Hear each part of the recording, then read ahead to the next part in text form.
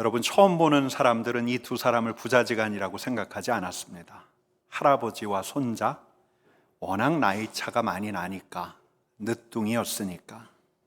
아버지는 아들을 참 많이 사랑했는데 이 아들에게 매우 엄격하게 대할 때가 있었습니다.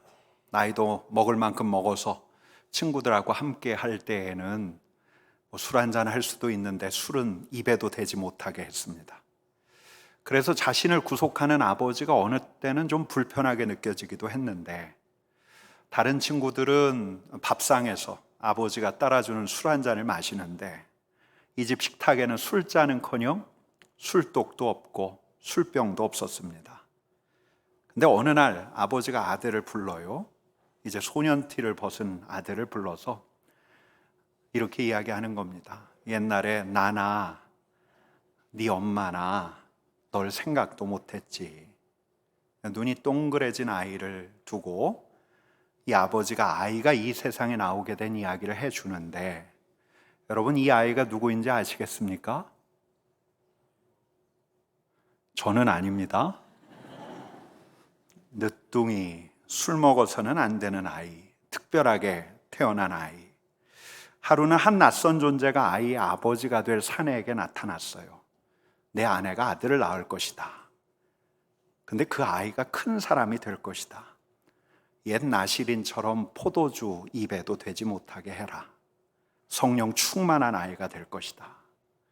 여러분, 이 낯선 존재의 방문이 있고 난 다음에 이 사내는 한동안 말을 못했습니다. 이런 이야기부터 시작해서 이 아이가 세상에 났을 때 아이의 엄마와 아빠가 얼마나 기뻤는지를 일러주었을 텐데, 무엇보다 이날 아이의 아버지는 이 아이에게 앞으로 잊어서는 안 되는 말을 해줬을 겁니다. 아마 이 말이 아니었을까. 그 낯선 존재가 해줬던 이 말. 같이 읽겠습니다. 이스라엘 자손을 주 곧 그들의 하나님께로 많이 돌아오게 하겠음이라. 그가 또 엘리야의 심령과 능력으로 주 앞에 먼저 와서 아버지의 마음을 자식에게, 거스르는 자를 의인의 슬기에 돌아오게 하고 주를 위하여 세운 백성을 준비하리라.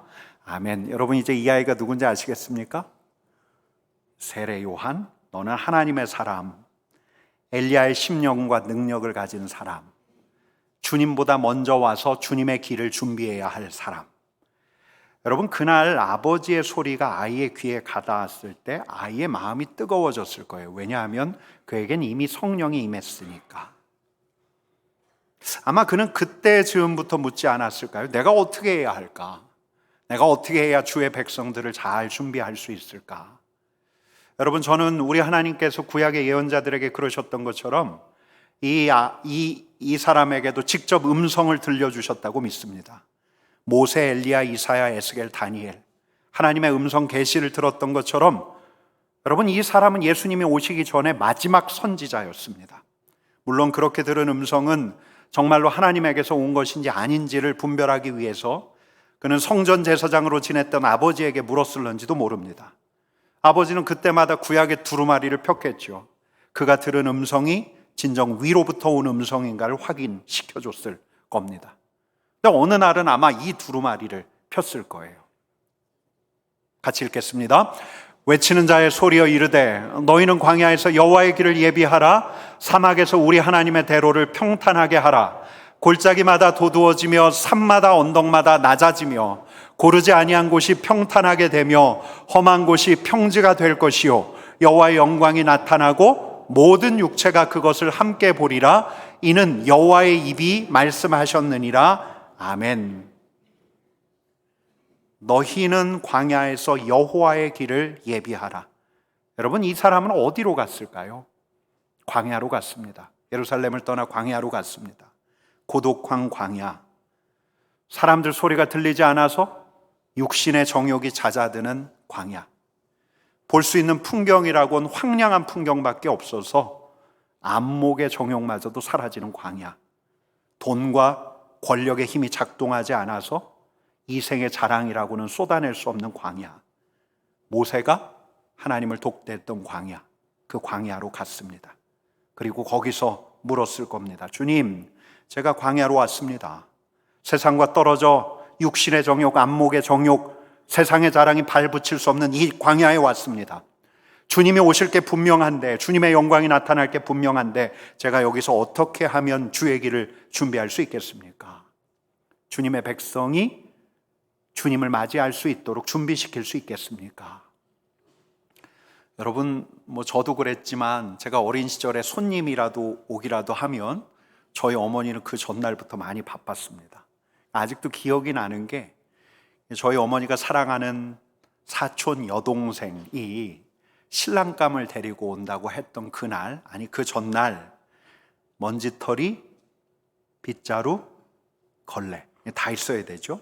온 집안은 말할 것도 없이 저희 삼남일녀도 책상부터 장난감 정리하느라고 정신이 없었던 기억. 여러분, 지금도 누가 온다고 하면 그러지 않습니까? 목사님 신방 온다고 하면 그러지 않습니까?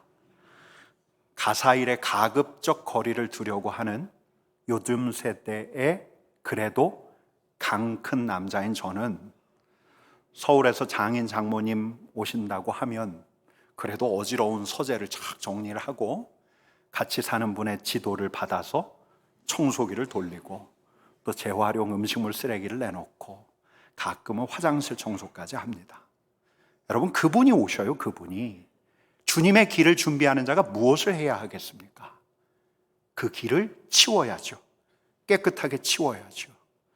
건조한 날씨에 먼지 풀풀 날리는 그 광야에서부터 예루살렘까지 살수차를 쫙 동원해서 먼지를 잠재우고 대규모 청소 용역을 동원해서 다 치운다, 이런 말은 아닐 거고, 여러분, 치우는 거예요. 오실 길을 치워야 합니다. 막힘없이 치워야 해요. 깨끗하게 치워야 하고, 길을 쓸고 오물을 닦아내고. 치우는 것도 치우는 것이지만 여러분, 아직 그분이 오실 줄을 모르고 주님이 오실 길에 아무렇지도 않게 쓰레기를 쏟아내는 이들이 있습니다. 이들에게 경고부터 날려야 합니다. 오물 투척 금지. 여러분, 세례 요한은 알았습니다. 주님의 길을 준비하는 자로서 그가 무엇을 해야 하는지를 알았습니다. 특별히 그는 아버지를 통해서 천사가 아버지에게 일러주었던 그 사명을 기억하고 있었습니다. 같이 읽겠습니다. 주를 위하여 세운 백성을 준비하리라. 오실 주를 위해서 백성을 준비시키는 일이 무엇인가? 깨끗하게 하는 거, 치우는 거. 무엇을요? 그들의 마음을, 그들이 우리 주님을 맞을 수 있도록 깨끗하게 치우는 거. 여러분, 무엇보다 세례 요한은 어릴 적부터 성전 제사장인 아버지를 따라다니면서 여호와의 날, 메시아가 오시는 날, 그날이 어떤 날인가를 듣고 또 들었을 거예요. 준비된 이들에게 메시아가 오는 날은 희망의 날이에요. 그런데 준비되지 않은 이들에게는, 메시아를 거부하는 이들에게는 크고 두려운 날이 될 게 분명했어요. 여러분, 세례 요한은 기억하고 있었습니다. 구약의 예언자였던 말라기가 했던 마지막 말씀을 같이 읽겠습니다. 보라, 여호와의 크고 두려운 날이 이르기 전에 내가 선지자 엘리야를 너희에게 보내리니. 여러분, 아버지에게 세례 요한은 들었어요. 자신이 엘리야의 심령과 능력을 받은 자라고.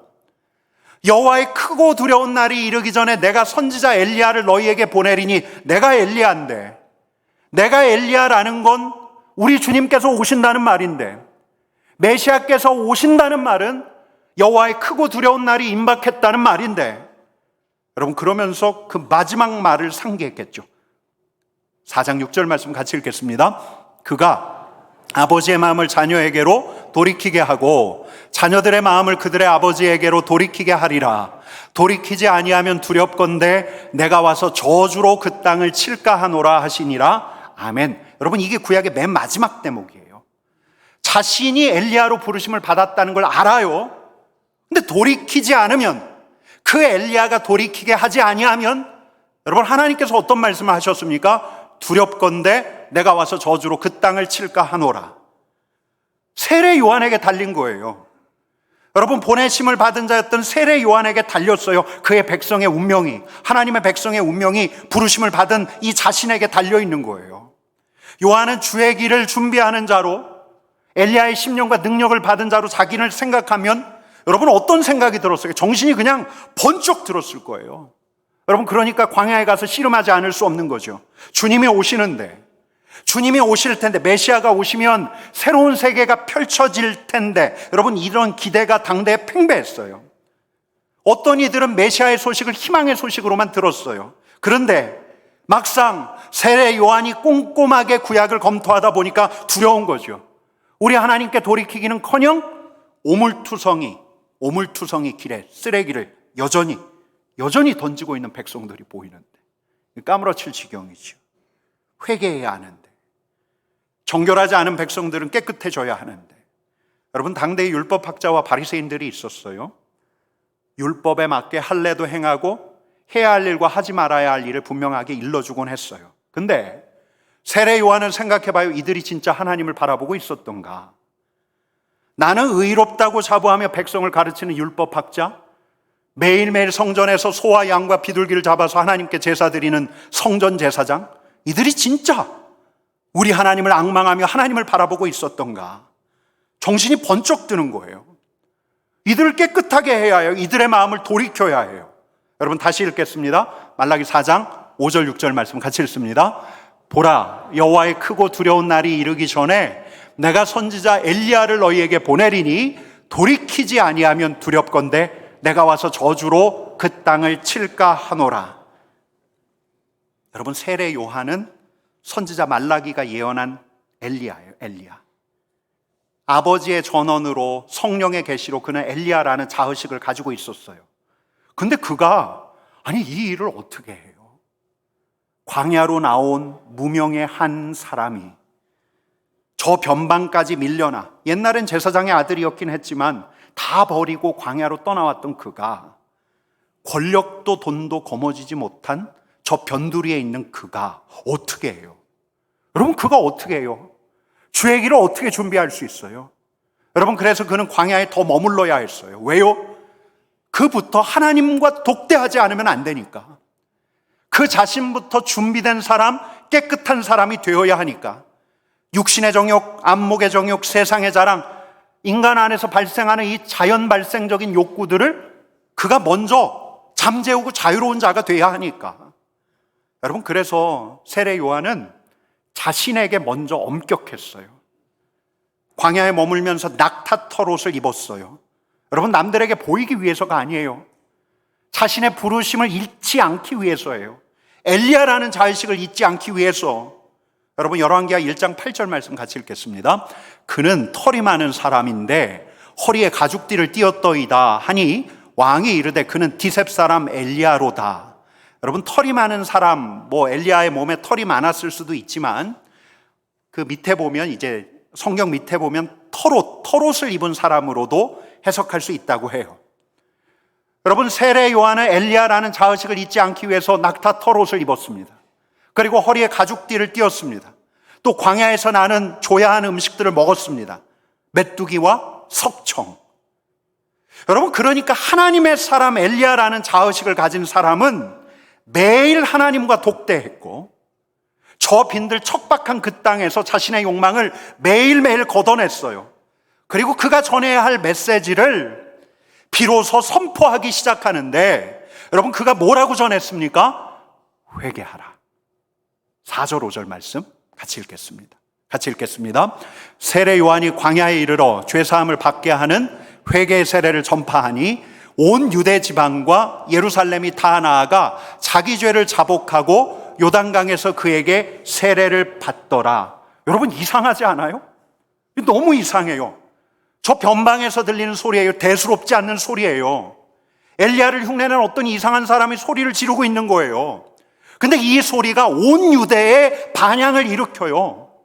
여러분, 근데 이 소리는 귀에 거슬리는 소리였죠. 종교인들의 위선을 질타해요. 정치인들의 욕망을 강하게 타격해요.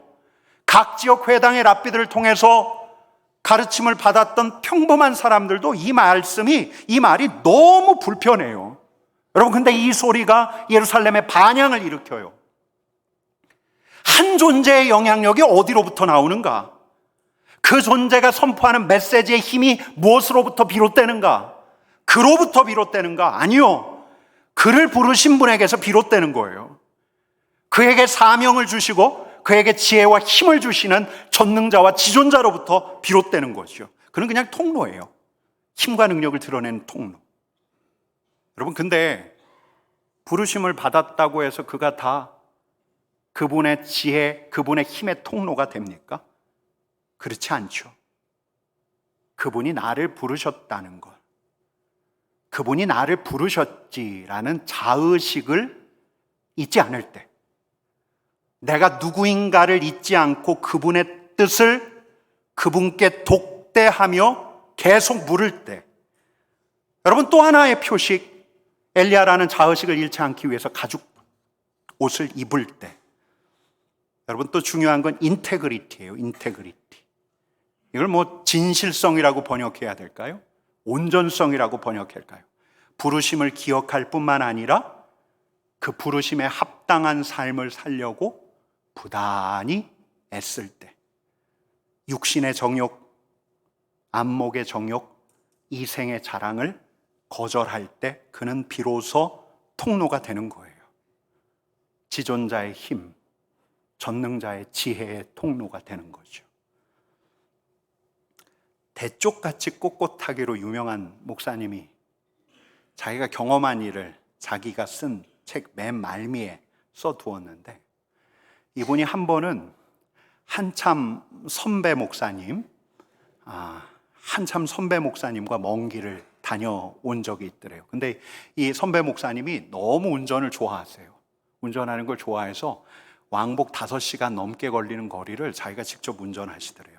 그러면서 이렇게 말씀하시더랍니다. 나는 젊어서부터 운전하는 걸 참 좋아했어. 그러다 보니까 자동차 타는 법을 익혔지. 자동차가 거친 길을 달리느라고 흔들리면 나도 흔들렸어. 그러니까 자동차에 나를 맡기는 거야. 자동차가 흔들리는데 나도 흔들리지 않고 버티면 그 인생이 피곤해.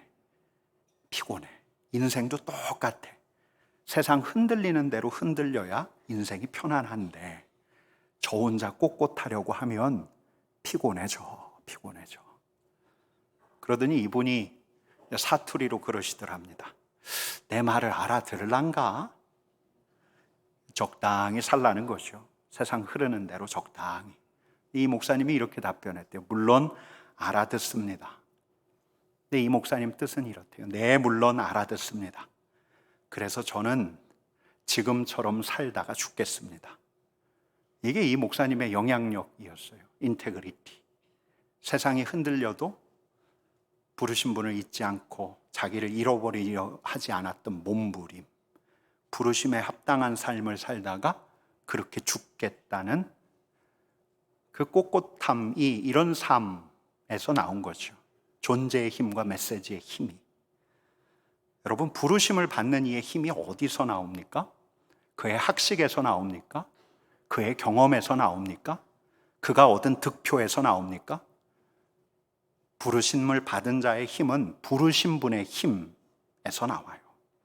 그 힘은 저 광야에서 부르신 분과 독대할 때 나오고 부르심에 합당하게 몸부림치려고 할 때 나와요. 여러분, 실은 이런 메시지 저도 부담스러워요.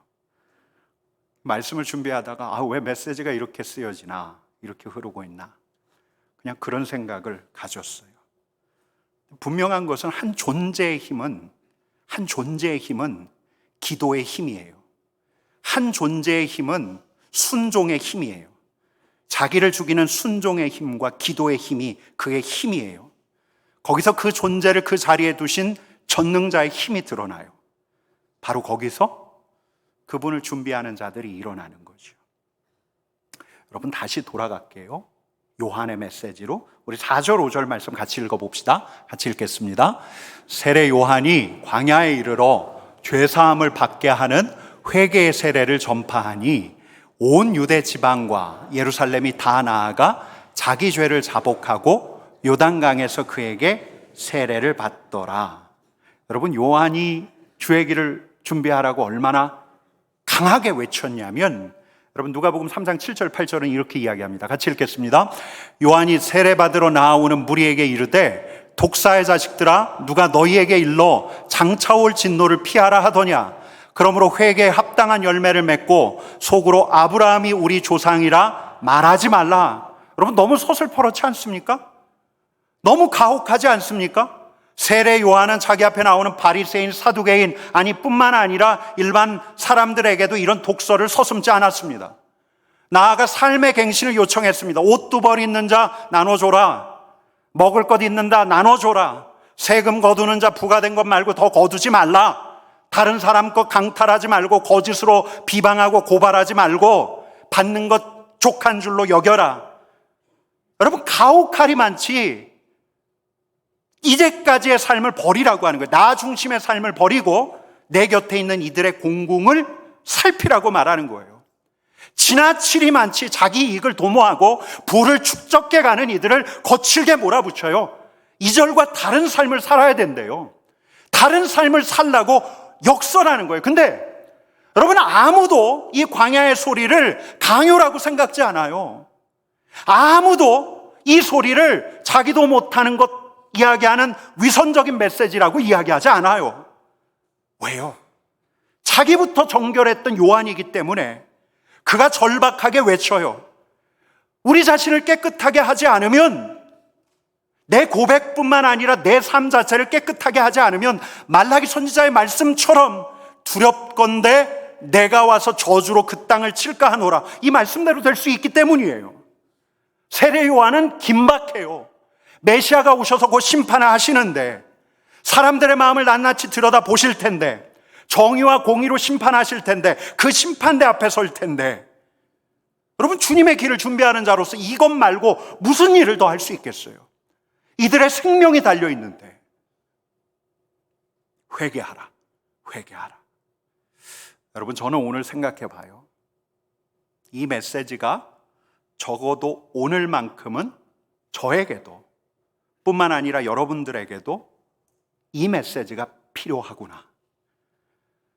주님의 오실 길을 준비하는 이 대림절에 주님의 오실 길을 준비하는 우리에게 이런 원색적인 메시지가 필요하구나. 여러분이 회개하라 이 메시지의 기분이 상하면 우리는 그동안 내 자신을 편안하게 하는 그런 메시지를 편식해 왔는지도 몰라요. 여러분, 근데 그럼에도 불구하고 불편하지만, 불편한데 이 세례 요한의 절박한 메시지가 들리기 시작해서 하나님에게서 돌아선 내 자신이 보이고 내 위선과 내 교만과 내 허위, 내 잘못이 보이기 시작한다면 우리는 길을 닫고 있는 거예요. 세례 요한과 함께 주님께서 오실 길을 치우고 있는 거예요. 여러분, 지금이 무슨 절기입니까? 대림절입니다. 다시 오실 주님을 기다리는 대림절. 우리를 구원하신 우리 주님을 기다리는 대림절. 여러분, 근데 주님께서 정말로 우리에게 오시려면 우리에게 길이나 있어야죠. 우리가 어지럽힌 길을 치워야죠. 주님이 오시려면 우리에게 오는 그 길, 우리가 산더미처럼 쌓아놓은 그 죄과들을 치워야죠. 분노, 미움, 시기, 교만. 다른 사람 공경, 어려움 생각하지 않고 이 시대하고 적절하게 타협해 놓은 우리 자신의 관성들을 처리하지 않으면 그에게는 주님이 오시지 않아요. 주님이 가까이 오셔도 죄라는 장애물에 가려서 그분이 보이지 않아요. 여러분, 언젠가 한 영성가에게 있었던 일인데 제가 지난주에 이 이야기가 자꾸 생각났어요. 이분이 너무 괴로워요. 자기의 이 병든 마음의 상태를 보니까 너무 괴로워요. 아무렇지도 않게 저질렀던 그 일들, 차마 남들에게 이야기하지 못하는 그 일들을 생각하니까 너무 괴로워요. 누군가에게 털어놓고 싶은데 가까운 지인들에게는 어렵겠고, 그래서 저 먼 데 사는 가톨릭 신부님에게 전화를 해서 내가 좀 뭔가 털어놓을 게 있다고 전화를 드리고 그분을 찾아가요. 가기 전에 아주 긴 목록을 작성합니다. 내가 저질렀던 그 일들, 내 교만, 내 이기심, 내 분노, 그에게 상처를 입혔던 그 일들 다 적어요. 그리고 그 신부님 앞에서 마치 고해성사 하듯이 전체 목록을 쭉 읽어가는데 너무 수치스럽고 부끄러워서 고개를 들지 못하겠더래요. 불호령이 떨어질까? 이 신부님이 나를 몹쓸 놈 취급하지 않을까? 그런 생각이 들더래요. 근데 아무 말이 없어요. 그래서 한참 있다가 고개를 탁 들었더니 이 신부님이 울고 계셔요. 그게 제가 저지른 일입니다. 제가 저지른 일입니다. 그러면서 울고 있어요. 그 자리가 그에게 치유가 임하는 시간이었어요. 은혜가 임하는 시간이었어요. 우리 주님께서 그 자리에 함께 하셨던 시간이었어요. 지난주에 계속 이 이야기가 떠올라요. 세례 요한의 가혹한 메시지에 반응해서 우리 자신을 되돌아보면 우리에게도 이런 은혜가 임하지 않을까? 우리 주님의 은혜가 임하지 않을까? 회개함으로써 내 죄를 정직하게 우리 주님께 아뢰므로써 우리 주님께서는 우리에게 불호령을 떨어뜨리시는 게 아니라 우리를 따스한 사랑으로, 치유의 은혜로 우리를 덮어주시는 거죠. 여러분, 그러고 나서 이분이 뭘 했냐면 이제 자기 삶의 하나의 습관을 만들었어요. 매일 저녁 때 자기를 돌아보는 습관, 그리고 자기가 저질렀던 일들을 적기 시작했어요. 간단하게, 짤막하게. 내 분노, 내 이기심, 내 두려움, 내 정직하지 못함, 나의 이중적인 모습, 자기 연민, 이걸 다 적고 그걸 있는 그대로 우리 주님께 올려드렸어요. 그리고 또 마음속에 다른 사람한테 사과해야지라는 깨달음을 주시면 그것도 옆에 적었어요. 그러고 감사의 고백을 올리고, 제가 그런 생각을 했어요. 이게 지금 내가 해야 할 일이구나. 지금 이 일이 우리 성도들이 해야 할 일이구나. 여러분, 제가 지난주에는 여러분들에게 기도 과제를 드렸습니다. 이른 아침에 일어나서 주님, 저는 주님을 기다립니다. 주님, 오늘 제가 맡은 일 제 일처럼 하겠습니다. 제 마음대로 하지 않겠습니다. 주님의 뜻을 구하겠습니다. 여러분, 이 기도를 매일 하신 분들은 이 기도의 능력을 아실 거예요. 이제 고백하실 수 있을 거예요. 오늘은 이에 더해 생활과제 하나를 더 드려요. 저녁 때 내 자신의 하루를 돌아보면서 내 안에 생겨났던 무수한 감정들을 돌아보면서 적어보는 거. 나의 죄, 그를 향한 미움과 분노, 나의 이기심, 내 자기 연민, 이걸 적고 있는 그대로 우리 하나님께 올려드리세요. 주님, 나를 정직하게 주님 앞에 아뢰드립니다. 나를 용서해 주옵소서. 여러분, 그때 은혜가 임해요. 우리가 돌을 치울 때, 그 길을 깨끗하게 치울 때, 그때 하나님의 사랑과 하나님의 은혜가 우리가 생각지 못하지만 강하게 우리에게 임하는 것이죠. 하시면 좋겠는데. 지난주 기도과제 하셨던 것처럼 내 죄의 목록들을 우리 주님께 올려드리는 요것도 하시면 좋겠는데, 여러분, 이거 하는 게 여러분 유튜브 열어서 설교 동영상 한 편 보는 것보다 훨씬 여러분들에게 은혜가 깊어요. 이 대림절 우리 주님을 기다리는 이 주간에 세례 요한의 일성을 우리가 듣습니다. 회개하라. 우리 일성에 반응하기를 원합니다. 주님의 길을 준비하는 우리 주님께 우리 자신을 깨끗하게 씻고 그 앞에 나가는, 그러면 생각지도 못하는 중에 우리를 찾아오시는 우리 주님을 만날 거예요. 여러분, 주님을 길을 왜 치웁니까? 오라고 치우는 거예요. 주님이 오셔야 하잖아요. 여러분, 왜 어린아이들 씻깁니까? 저녁 때 씻깁니까? 왜 씻기죠? 애 병 안 걸리라고요? 아니죠. 애를 왜 씻기죠? 안아주려고 씻기잖아요. 꼭 안아주고 싶어서 씻기는 거잖아요. 주님 오실 그 길을 치우고 우리의 몸, 우리의 마음을 씻을 때 주님께서 우리에게 오셔서 저와 여러분들을 안아주실 것입니다. 그 은혜를 충분히 누리시는 대림절 되시기를 간절히 축원합니다. 우리 같이 기도합시다.